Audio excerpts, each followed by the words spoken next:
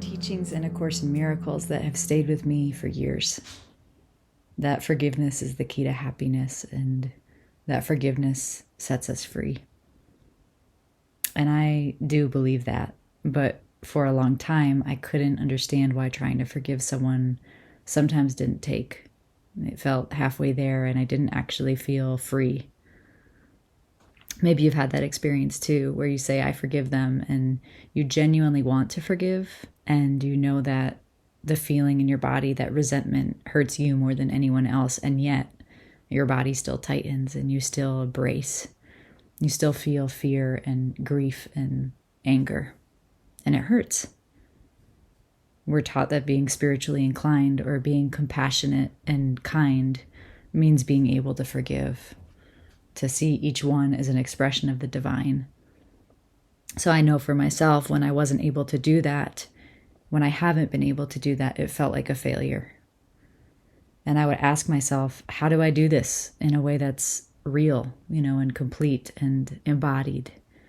When I have hives thinking about this person, or my chest is tight and red hot, or when there's a pit in my stomach. And all those times I felt like something was wrong with me. I could forgive in my mind, but my body wouldn't let me. And so I started to ask instead, how do I forgive without bypassing then? And it was through that doorway that I started to see all the ways I'd been asking my mind to do something that my body hadn't been invited to, essentially. One of the things Greg Lathrop has said before is that forgiveness feels like nothing. And I realize now that many of us have only heard half of that teaching. We hear the part about there being nothing left, but we skip over the journey that allows there to be nothing left, I believe. And sometimes forgiveness can become another way where we abandon ourselves because we say, oh, it's okay. They're doing the best they can. They're acting this way from their pain, and I can meet that with compassion. Or what can I learn from this? There's a teaching in here somewhere for me. Or love is all there is. And maybe all of those are true. But if my body is still carrying the memory of real hurt and I ignore that voice, then there's still harm being done. And who then exactly am I asking to forgive? And so I'm bringing this up because this is where my journey of beginning to understand trauma changed this awareness for me. And I think many of us misunderstand trauma. We imagine trauma as one catastrophic event, like an accident or war or an assault. And those absolutely can be traumatic and are traumatic. And there's another kind that often goes unnamed that feels deeply important to speak to. And I'm grateful for more and more people speaking to this. And it's the quiet kind. It's the kind that accumulates over hundreds or thousands of moments where a child reaches towards love and no one reaches back in the way that they need, with witness and with presence and with love and with care. All of those moments where their tears are too much or their sensitivity is shamed or seen as inconvenient, where their learning is met with violence, their joy isn't mirrored, their body isn't safe, their no isn't honored. And no single moment explains everything, but together they imprint on the nervous system a story, basically that it's not safe to be me. And this is the story, as I understand it, of complex trauma. This is the story of complex PTSD that so many of us walk around with without even knowing it.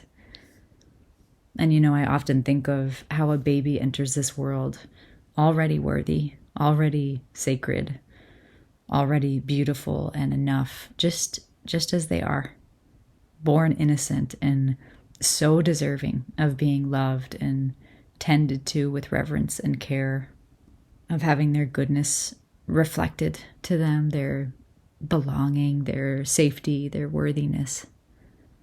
And yet how many of us are taught something totally different through our lived experience?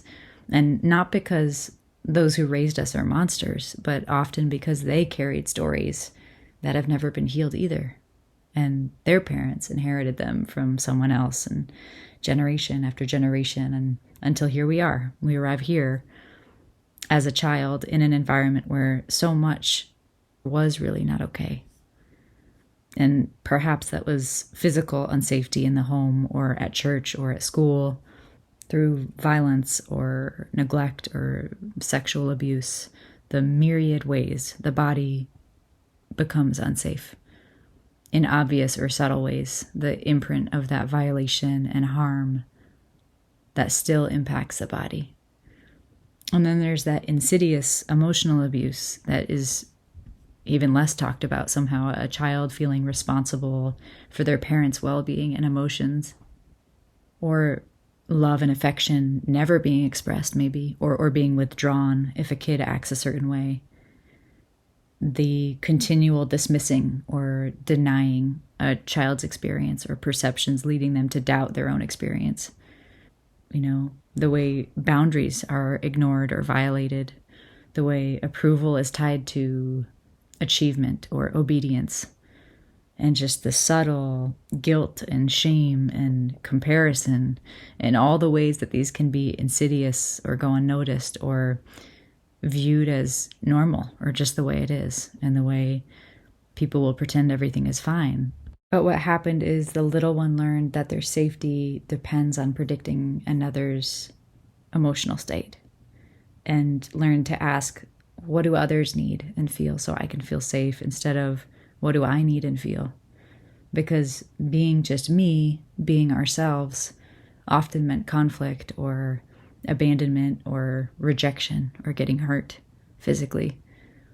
Or because we're taught we're only lovable or acceptable when we're a certain way. And so we learn early on to contort ourselves to be what is needed in the environment for our survival. And it's something I see so many of us do. And I am continually amazed by the intelligence of us as those little ones, of the little version of me who learned how to survive. And of all those I walk with and support, the extraordinary intelligence of a nervous system that kept us alive, that found strategies of people-pleasing or, perfectionism, of achievement, of caretaking and tending to everyone else around them, of withdrawal, of control, of dissociation, of hypervigilance, and fighting back by any means necessary. And how we're not these ways because we're broken, but because we're absolutely brilliant. And eventually what once protected us then begins protecting us from life itself, and our body becomes the place we least can or want to be from a very early age. So we move into the mind, we think our way through life, we analyze, we explain, we control, we distract, we turn to spirit, sometimes even from a place of dissociation. And sometimes we become so good at numbing or coping or transcending that we don't know how to inhabit ourselves because it's never been safe to. And so we move through life always or often in a state of hypervigilance, trying to anticipate dangerous behavior or track patterns to avoid it. And before we know it, we may find ourselves using those same tactics or another version that were inflicted upon us. When we experience abuse, neglect, or chronic relational trauma, especially as kids, and I know this for myself, my nervous system, our nervous system is simply asking, how do I survive? And so we often experience our nervous system organizing around survival rather than around right relationship. And how could we if we weren't taught that? What we learned instead in our homes and then throughout society, because that's the culture that we live in modern day North America anyway.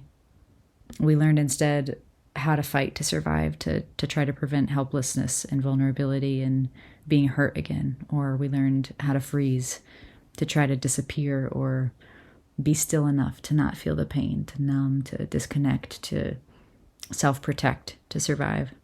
We learned how to fawn, to try to maintain connection by pleasing and appeasing and anticipating others' needs and minimizing or losing touch with our own, or by fleeing, by physically leaving or energetically leaving through busyness or overworking or obsessive planning and so on. And these aren't conscious choices, they're adaptations. And again, they're brilliant ones. But the hard part is that these ways of being don't just disappear because that original environment ends. The body keeps expecting the same.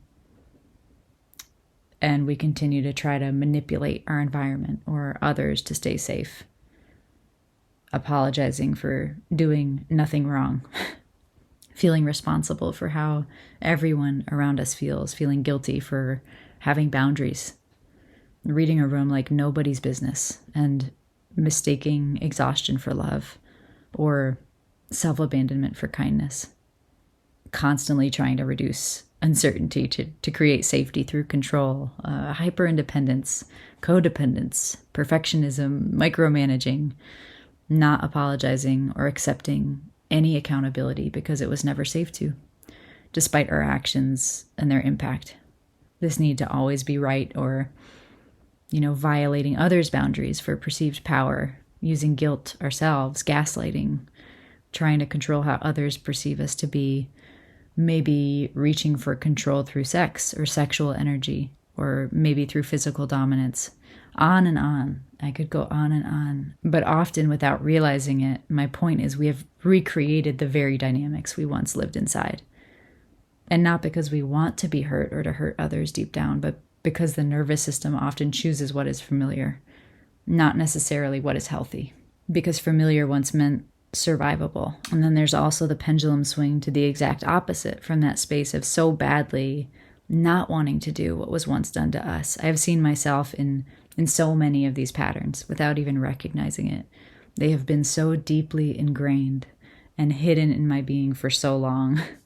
Those learned responses can be lightning quick and so slippery or sneaky.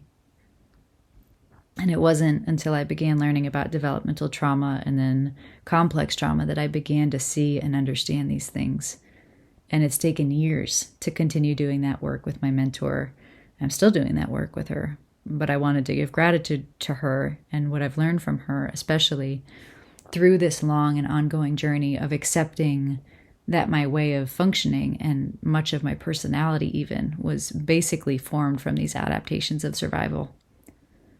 And going all the way back to the roots of those original wounds and the ways I'd been hurt by so many, like 1,000, paper cuts or gouges to my soul by those who society told me I was supposed to be loved by and by this culture. And the ways that just wasn't met. The countless moments of confusion that I came up against in that healing space and deep grief and anger. And the difficulty reconciling my desire to forgive and love when my body and my nervous system was feeling the pain of so many unspoken stories. And that's where my mentor's witnessing has been essential for me, creating a space where those little Hannahs along my lifeline got to be witnessed in their pain, where they had a space to finally say and acknowledge that actually really hurt, without minimizing my story or denying it by saying what I've said my whole life, which is, oh, others had it worse, but look at all the positive things I also experienced, while skipping over the deep and real pain of what was. And for someone to reflect to me lovingly, what you experienced was not okay.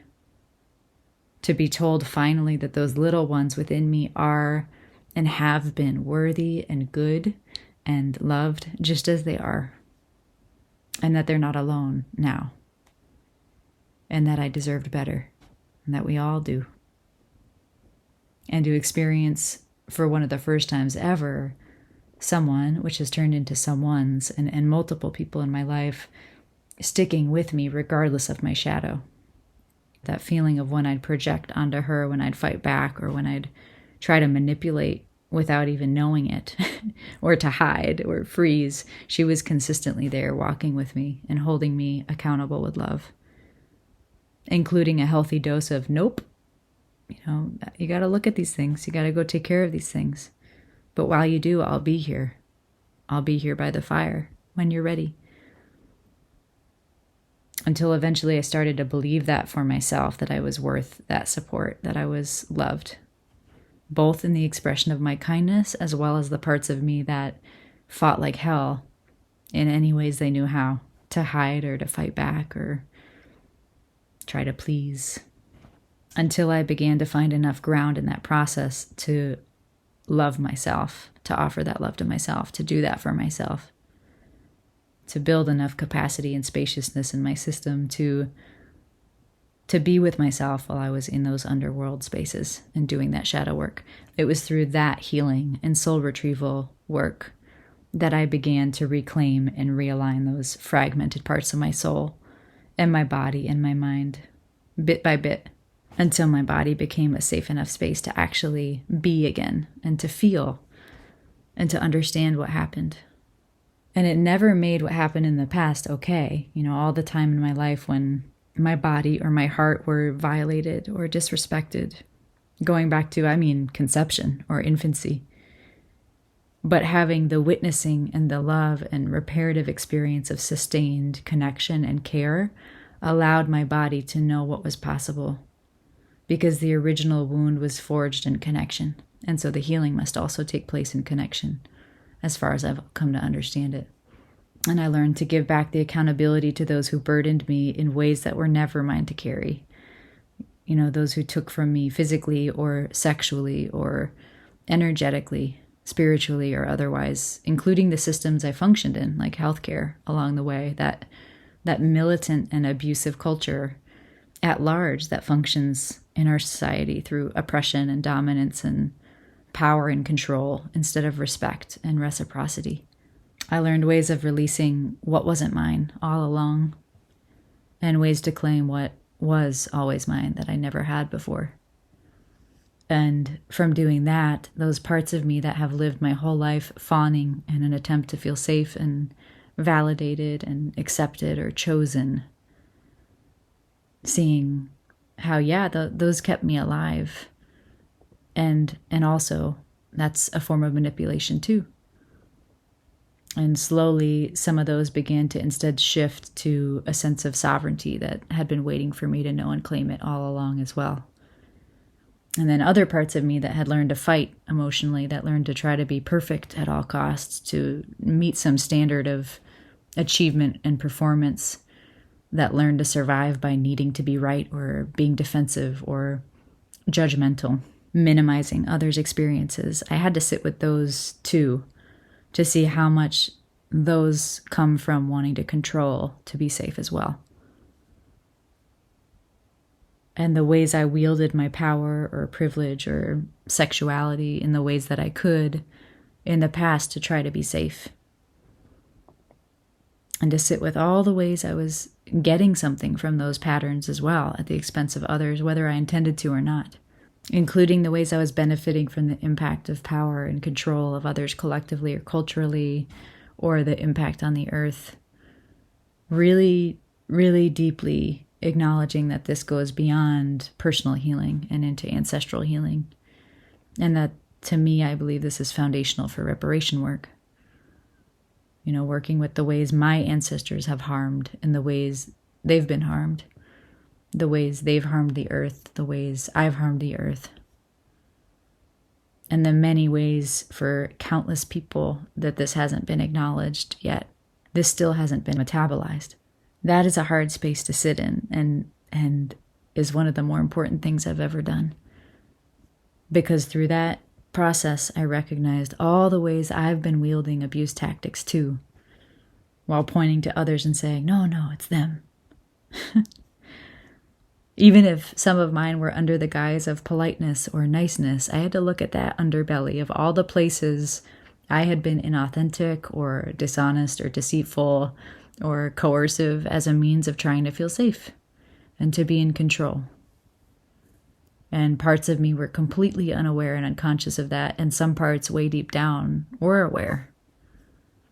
And the more I held myself accountable and sat in that uncomfortably hard place of how I'd been functioning and of the impact of it on others and on myself, the more I could bring love and compassion to those parts, knowing and understanding those aspects within me had learned to do that a very long time ago, simply to survive. So through that journey, finally beginning to forgive myself and releasing and integrating that through somatic rituals. And with that new awareness, then my body had a new experience of another way of being. And then I had more choice. Instead of my body reacting from the adaptations unconsciously. And that was liberating. And as that became more integrated bit by bit, I suddenly saw, oh, all these people who have hurt me or are hurting others, some intentionally and consciously and some without being aware, I saw myself in them. There is no separation. And it was that moment of understanding in a more embodied way the oneness of the oppressor and the oppressed, the universal pervasiveness of these tactics of survival turned into patterns and habits, and all that we are walking with in this lifetime from our ancestors and from lifetimes past. To forgive all those who have perpetrated these harmful ways of being on me and the ways that I learned to unto others as well. To actually feel in my body, we are one. These teachings I'd always read of, how we're one mind, we're one heart, there's no separation. I could finally feel that instead of intellectually understanding that. That to love others, to love life, I need to love myself. To forgive others and to forgive life, I need to forgive myself. But not by faking forgiveness or skipping over the accountability of others or of myself. And not by minimizing the pain that my little one within experienced that she did not deserve, or the pain that I've inflicted. But by being with the uncomfortable truth of it all, with love, and alongside a loving witness. Or in the case that's emerging now, as I'm seeing communities form all over the world that are learning to practice this way of being, of repair in action, and of sitting by the fire together and coming into right relationship with themselves and with one another, with many loving witnesses. We're learning how to do this together as communities and not in isolation. And I'm learning more and more that there can only be nothing to forgive when the body has spoken, when the body and the soul and the mind have all been witnessed together as one and brought home as one. It is through this awareness that I continue to learn and experience that heaven isn't somewhere else. The doorway isn't out of the body, it is through it. Our humanity, our shadows, are not obstacles of awakening, they are the path.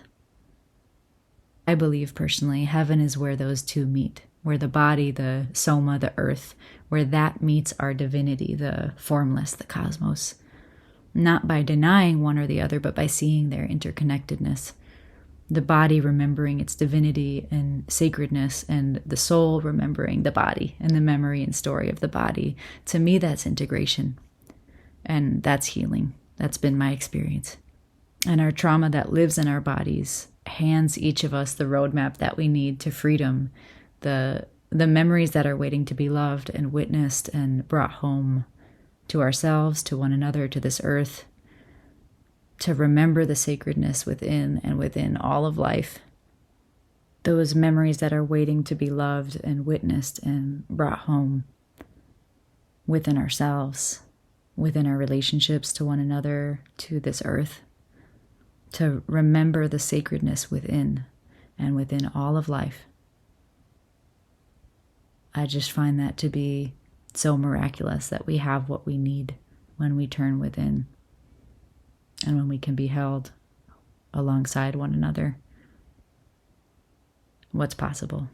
And I believe personally that my work, really that all of our work now, is to heal and look at and listen to that which gets in the way of our ability to remember and honor this truth of our own sacredness and of the sacredness of one another. I believe we are being called to look at what we are creating and to take responsibility for it, which includes healing the abuse around us by looking at what is within, to look honestly at the ways we've been abused ourselves that we might not even have considered to be abuse, and to deeply and fully be with the harm that's been done to us, to our bodies, to our souls, the ways our sacredness has been desecrated, and to grieve this deeply, to let the body be given voice, to hold accountability, and to have opportunities to release until there is nothing left but true forgiveness. And to do this for ourselves as well, looking at where we have perpetrated this from within, the ways that we have desecrated the sacred through our actions towards others, and to those aspects within who have manipulated and performed and controlled and tried to wield power to push or to take the ways that we perhaps have hurt people without even realizing it. And through sitting in the impact and accountability of that long enough to finally arrive at that recognition that those weren't evil parts, they were frightened. And when given witness and love and compassion and release instead of shame, then we have choice to do things differently next time. I believe that that is necessary and important work for us to do. And to have the witness of another loving soul who can hold you in the light as you traverse those depths. Not to analyze or fix, as there's nothing to fix, but simply to reflect to you the love that you are and walk with you so you don't have to carry the story alone. That is important and essential on this journey. Someone who can affirm to you, that wasn't okay. I'm so sorry. You deserved better, and none of that made you less worthy, and I'm here to reflect to you that you were not bad, you are not bad, and that those patterns are not even a you thing, as my mentor has said, they're a trauma thing. And with this awareness and that felt love, then we have a new opportunity to walk in a way where we honor ourselves and one another, where our body feels peace, where we are present without the incessant racing of the mind, or where we can feel connected, where we can be discerning but not hypervigilant, and where conflict becomes an opportunity for more connection instead of abandonment, where love and friendship, sisterhood and brotherhood, where those don't require self-betrayal, where you don't have to disappear to belong or to dominate to feel safe, and where the nervous system gradually begins rewiring itself and what it expects. And then this nervous system creates healthier relationships and communities and a culture that has the capacity for this healing and repair. To me, that's quite beautiful. And to know that we get to do this together, to know that we're not alone anymore, it's everything. One by one, seeing who we really are underneath the pain, the expression of our whole honest and true selves, including our alchemized story that now expresses as love instead of fear. Our unique gifts that were forged from what we experienced, including our trauma, that have been met with the light and turned into superpowers. This is the work that I'd been looking for from the time I was a little girl, who was trying to make sense of the pain I saw in all those around me and felt so deeply in my own heart when I was so desperately looking for a way to make medicine of it for myself and for others. And so I share all this in the spirit of tremendous gratitude for those who have walked with me in my healing, and to all those that I get to walk with now. Not helping, not fixing, just simply loving and witnessing as they, one by one, walk themselves home, as I continue to walk myself home, reminding myself, reminding you that your body deserves to be heard, and your story deserves witness, and your sacredness and goodness has never been diminished by what happened to you. And I pray that forgiveness, which I guess is the theme that brought me to this point in this moment today, I pray that forgiveness comes through love reaching every place inside of you that once believed it was alone. And that you find the kind of forgiveness where there's nothing left but freedom. Thank you all for listening, and I hope you can join me for an upcoming community conversation or in an upcoming journey for coming home or in one-on-one work together. It's a true honor to be able to connect with you this way, so thank you. And in closing, I'm going to play, instead of the usual outro music, in the spirit of vulnerability and authenticity, a voice memo recording of a melody that came through shortly after Hurricane Helene, when I was confronted with some of these patterns. I thought it would be appropriate to share that. Until next time. Putting down this pain for the night. It's old and it's heavy and not mine. Our spirits preparing to take flight, and where we're headed, we've got to travel light. Through this turmoil and through this fright, we're finding true strength and true might, true honor and clear sight, learning to see through the dark of the night. Away we soar, away we soar, away we soar.